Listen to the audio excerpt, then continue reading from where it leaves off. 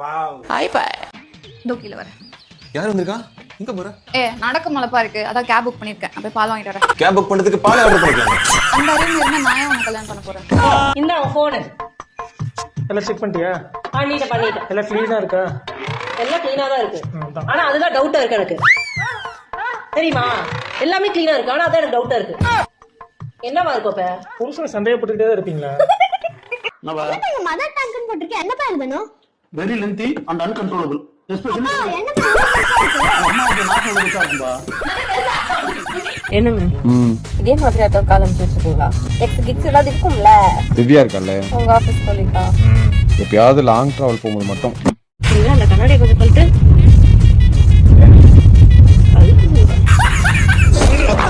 கஞ்சி சார் இங்கிலீஷ்ல என்ன சொல்லுவாங்க? ஹஸ்பண்ட்.